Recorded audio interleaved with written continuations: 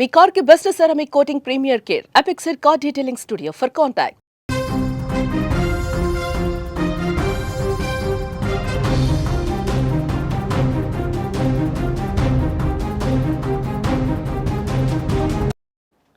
విశ్వనగరం హైదరాబాద్ ఇప్పుడు విష వాయువుల నగరంగా మారుతోందా?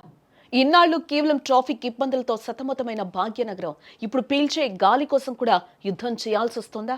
అవును, ప్రస్తుతం హైదరాబాద్ నగరవాసుల పరిస్థితి చూస్తుంటే ఇదే అనిపించక మానదు. తెల్లవారుజామున వచ్చే స్వచ్ఛమైన గాలి మృగ్యమైపోయింది.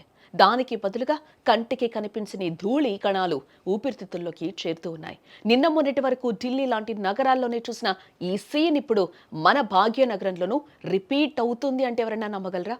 హైదరాబాద్ నగరంలో వాయు కాలుష్యం ఇప్పుడు ప్రమాద ఘంటికల్ని మోగిస్తోంది. నగరంలోని గాలి నాణ్యత సూచిక అంటే ఎయిర్ క్వాలిటీ ఇండెక్స్ ఏకంగా 220 మార్కును తాకింది. గాల్లో ఉండాల్సిన PM10 మరియు PM2.5 వంటి సూక్ష్మ ధూళి కణాల స్థాయి సాధారణం కంటే రెట్టింపైపోయింది.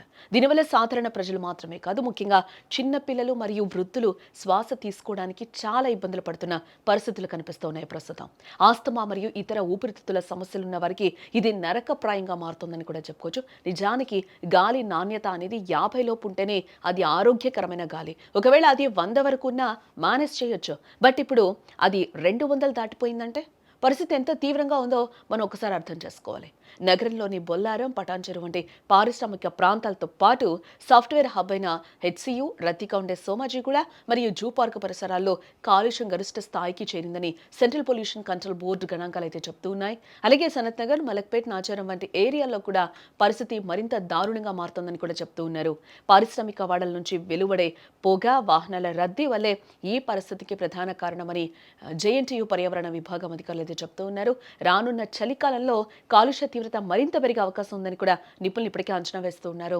ఈ నేపథ్యంలో వృద్ధులు, చిన్నారులు వీలైనంత వరకు ఇళ్లకే పరిమితం కావాలని, అత్యవసరమైతే మాస్కులు ధరించి బయటకు వెళ్లాలని కూడా వైద్యులు ప్రస్తుతం సూచిస్తున్న పరిస్థితులు కనిపిస్తూ ఉన్నాయి.